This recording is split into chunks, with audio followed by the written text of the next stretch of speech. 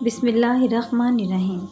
جب عالم دنیا میں ہر طرف شرک و کفر کی آوازیں ہر جگہ سے شروع ہو گئیں اور پوری دنیا میں بت پرستی جیسے بدترین لعنت نے دنیا والوں کو اپنے اندھیروں میں چھپا لیا، انسانی ذات نے اپنے کریم رب کی بندگی چھوڑ دی اور درندوں جیسی زندگی گزارنے کا آغاز کر دیا۔ جہالت اور گمراہی کی وجہ سے اپنے خدا کے رشتوں کو بھلا دیا، اپنے جگر کے ٹکڑوں کو زندہ درگور کرنے جیسی معصومات کو اپنا مقصد بنا لیا اور بھی سینکڑوں برائیاں اپنے وجود میں شامل کر دی اور ہر سمت اندھیرا چھا گیا۔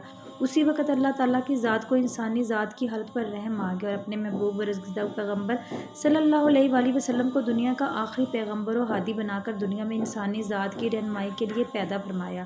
جب نبی مکرم صلی اللہ علیہ وسلم اپنی زبان اطہر سے اپنی پروردگار عالم کا پیغام لوگوں تک پہنچانا شروع کیا تو ہر طرف سے رسول مکرم صلی اللہ علیہ وسلم کو لوگوں نے اس پیغام سے روکنے کی کوشش شروع کر دی اور جس شخص نے آپ صلی اللہ علیہ وسلم کے پیغام کو قبول کیا اس پر مصیبتوں کے پہاڑ گرانے شروع کر دیے اور طرح طرح کی اذیتیں دینا شروع کر دیں۔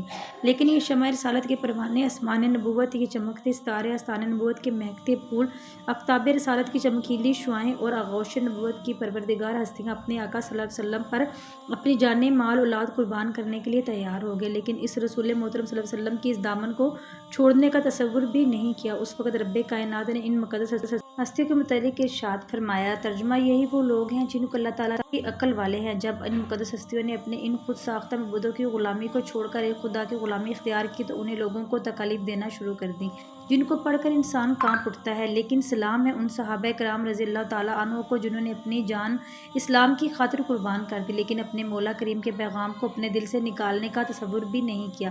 ان مقدس ہستیوں کے واقعات کو پڑھ کر ایک مسلمان کا ایمان شک و شبہ سے پاک ہو جاتا ہے اور ہر قدم پر اپنی کامیابی کا یقین زیادہ بڑھ جاتا ہے۔ حضرت یاسر بن عامر رضی اللہ تعالیٰ عنہ اور یمن کے باشندے تھے۔ یہ آپس میں 4 بھائی تھے۔ حضرت یاسر، مالک، حارث اور ایک چھوٹا تھا اور چھوٹا چوتھے نمبر والا بھائی جس سے سب سے زیادہ محبت کرتے تھے ایک مرتبہ کہیں گم ہو گیا جس کی کوئی خبر ان کو نہ ملی۔ یہ لوگ اپنے بھائی کی محبت کی شدت کی وجہ سے دل کے ہاتھوں مجبور ہو کر اپنے بھائی کو ڈھونڈنے کے لیے گھر سے نکلے، اپنے علاقے کا چپا چپا چھان مارا لیکن ان کا محبوب بھائی ان کی نظروں میں سے نہیں دیکھا۔ آخر حضرت یاسر رضی اللہ تعالیٰ عنہ اپنے دونوں بھائیوں مالک اور حارث کے ساتھ وہ تلاش کرتے کرتے مکہ کی پار سرزمین پر پہنچ گئے لیکن یہاں پر انہیں اپنے بھائی کے متعلق کوئی معلومات نہ مل سکی۔ لیکن اس پاک سرزمین میں آقا نامدار آن حضرت صلی اللہ علیہ وسلم نے توحید کا پرچم بلند کر رکھا تھا اور یہ دولت حقیقی حضرت یاسر کے مقدر میں لکھی جا چکی تھی۔ جیسے ہی یہ اعلان اس مقدس شخصیت کے کانوں میں پہنچا تو اپنے بھائیوں کو کہنے لگا کہ میں نے وہ دولت ابدی حاصل کر لی ہے، اب مجھے کسی دوسری چیز کی ضرورت نہیں ہے۔ اگر رہنا چاہتے ہو تو میرے ساتھ رہ سکتے ہو ورنہ تم اپنی مرضی سے مجھے چھوڑ کر جا سکتے ہو، مجھے تم سے شکایت نہیں ہے۔ یہ بات سن کر دونوں بھائی مایوس ہو کر سرزمین مکہ پاک سے اپنے ملک یمن چلے گئے۔ حذیفہ نے ایک نیک سیرت لونڈی حضرت آسمیہ بنت خبات رضی اللہ تعالیٰ عنہ حضرت یاسر بن عامر رضی اللہ تعالیٰ عنہ کو بخش دی جس سے انہوں نے نکاح کر لیا اور اپنی زندگی کے دن مکہ پاک میں گزارنے لگے۔ بالآخر قدرت نے حضرت یاسر اور حضرت سمیہ رضی اللہ تعالیٰ عنہا کو ایک خوبصورت سیرت بچہ عطا فرمایا جس کا نام حضرت عمار رضی اللہ تعالیٰ عنہ رکھا گیا۔ یہ مقدس بچہ آگے چل کر اپنی سیرت و صورت، کردار و گفتار اور عشق رسول میں جا کر تاریخ اسلام کا ایک مستقل لال بن گیا جس کی سیرت و عشق کے واقعات پڑھ کر انسانی عقل دنگ رہ جاتی ہے۔ سیدنا ابو ذر غفاری رضی اللہ تعالیٰ عنہ کو خلیفہ سوم سیدنا عثمان رضی اللہ تعالیٰ عنہ نے مدینہ سے رفضہ یعنی عراق چلے جانے کا حکم دیا، چنانچہ وہ اپنے اہل و عیال کے ساتھ وہاں چلے گئے۔ 32 ہجری کے ایام حج میں ربا کے تمام لوگ بیوی بچوں سمیت حج کے لیے چلے گئے۔ ابو ذر غفاری رضی اللہ عنہ کے ساتھ صرف ان کی بوڑھی بیوی اور ایک بیٹی موجود تھی۔ اسی دوران آپ مرض الموت میں مبتلا ہو گئے۔ ابو ذر رضی اللہ تعالیٰ عنہ کی اہلیہ نے جب انہیں نزاع کی حالت طاری ہوئی تو ان کی اہلیہ رونے لگی۔ ابو ذر رضی اللہ تعالیٰ عنہ نے نحیف آواز میں پوچھا، رو کیوں رہی ہو؟ تو اہلیہ نے جواب دیا، آپ ایک ویرانے میں دم توڑ رہے ہیں، نہ میرے پاس اتنا کپڑا ہے کہ آپ کو کفن دے سکوں اور نہ ہی میرے بازوؤں میں اتنی طاقت ہے کہ آپ کی ابدی خوابگاہ تیار کر سکوں۔ ابو ذر غفاری رضی اللہ تعالیٰ عنہ نے فرمایا، نبی پاک صلی اللہ علیہ وآلہ وسلم نے مجھے بتایا تھا کہ میں صحرا میں وفات پاؤں گا اور مومنین کی ایک جماعت میری نماز جنازہ میں شریک ہوگی۔ تم باہر جا کر دیکھو۔ آپ کے ارشاد کے مطابق مسلمانوں کی کوئی جماعت ضرور آتی ہوگی۔ ابو ذر رضی اللہ تعالیٰ عنہ کی اہلیہ ٹیلے پر چڑھ کر انتظار کرنے لگی۔ تھوڑی دیر بعد چند سوار نمودار ہوئے۔ جب قریب آئے تو ابو ذر رضی اللہ تعالیٰ عنہ کی زوجہ نے کہا، بھائیو، قریب ہی ایک مسلمان سفر آخرت کی تیاری کر رہا ہے، اس کے کفن دفن میں میرا ہاتھ بٹاؤ۔ قافلے والوں نے پوچھا، وہ کون شخص ہے؟ جواب دیا، ابو ذر غفاری۔ ابو ذر کا نام سنتے ہی قافلے والے بے تاب ہو گئے اور ہمارے ماں باپ ان پر قربان ہو پکارتے ہوئے ان کی طرف لپکے۔ یہ لوگ ابو ذر رضی اللہ تعالیٰ عنہ کے پاس پہنچے اور انہوں نے بسم اللہ باللہ و اعلیٰ ملت رسول اللہ کہہ کر جان آفرین کے سپرد کر دی۔ فقہ امت سیدنا عبداللہ بن مسعود رضی اللہ تعالیٰ عنہ نے آپ کی نماز جنازہ پڑھائی اور پھر سب نے مل کر اس آفتاب راشد ہدایت کو سپرد کر دیا۔ ایک مرتبہ نبی کریم صلی اللہ علیہ وآلہ وسلم، حضرت ابو بکر صدیق رضی اللہ تعالیٰ عنہ، حضرت عمر فاروق رضی اللہ تعالیٰ عنہ اور حضرت عثمان رضی اللہ تعالیٰ عنہ کے بزرگ حضرات حضرت علی رضی اللہ تعالیٰ عنہ کے مکان میں تشریف لے گئے۔ اس مبارک مجلس میں سرور کونین صلی اللہ علیہ وآلہ وسلم اور چاروں خلفائے راشدین موجود ہیں۔ حضرت علی رضی اللہ تعالیٰ عنہ اور ان کی زوجہ فاطمہ الزہرا رضی اللہ تعالیٰ عنہا مہمانوں کی خاطر و مدارت کرنے کے لیے ان کے پاس موجود سب سے بہترین چیز تھی وہ پیش کی۔ ایک شہد کا پیالہ لائیں۔ وہ خوبصورت اور چمکدار پیالہ تھا۔ اتفاق سے شہد کے پیالے میں ایک بال گر گیا۔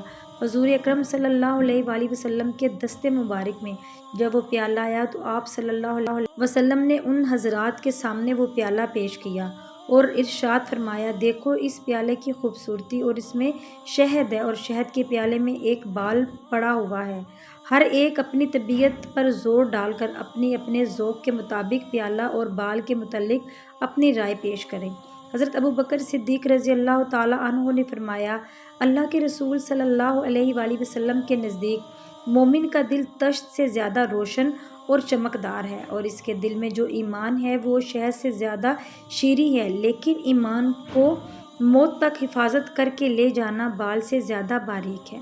حضرت عمر فاروق رضی اللہ تعالیٰ عنہ کے سامنے جب یہ پیالہ آیا تو حضرت عمر فاروق رضی اللہ تعالیٰ عنہ نے فرمایا، یا رسول اللہ صلی اللہ علیہ وآلہ وسلم، حکومت اس تشت سے زیادہ چمکدار اور روشن ہے، حکمرانی کرنا شہد سے زیادہ، لیکن حکومت میں عدل و انصاف کرنا بال سے زیادہ باریک ہے۔ حضرت عثمان غنی رضی اللہ تعالیٰ عنہ نے فرمایا، یا رسول اللہ صلی اللہ علیہ وآلہ وسلم، میرے نزدیک علم دین معزز مہمان تشت سے زیادہ روشن ہے اور ان کی مہمان نوازی شہد سے زیادہ شیریں ہے، اور ان کو خوش کرنا بال سے زیادہ باریک ہے۔ حضرت فاطمہ الزہرا رضی اللہ تعالیٰ عنہ فرماتی ہیں، اور عورت کے حق میں حیا اس تشت سے زیادہ روشن اور چمکدار ہے، اور اس کے چہرے پر پردہ اس شہد سے زیادہ شیریں ہے، اور ایک غیر مرد پر نگاہ نہ پڑے اور مرد کی اس پر نگاہ نہ پڑے،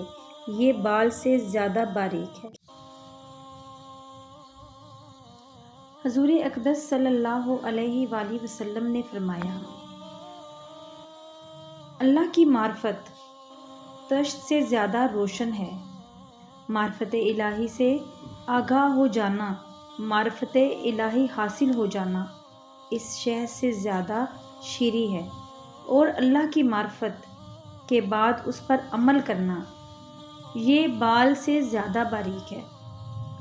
حضرت جبرائیل علیہ السلام نے فرمایا، میرے نزدیک راہ خدا تشت سے زیادہ روشن ہے، اور اللہ کی راہ اپنی جان و مال قربان کرنا، جہاد کرنا شہد سے زیادہ شیریں ہے، اور اس کی بات فرمایا اس پر استقامت یعنی موت تک راہ خدا میں چلتے رہنا بال سے زیادہ باریک ہے۔ اللہ تعالیٰ فرماتے ہیں، جنت کی تشت سے زیادہ روشن ہے اور جنت کی نعمتیں اس شہد سے زیادہ شیریں ہیں، لیکن جنت تک پہنچنے کے لیے پل صراط سے گزرنا بال سے زیادہ باریک ہے۔ اللہ پاک ہمیں بہتر عمل کرنے کی توفیق عطا فرمائے اور ہمیں نیکوکاروں میں شامل کرے۔ آمین ثم آمین۔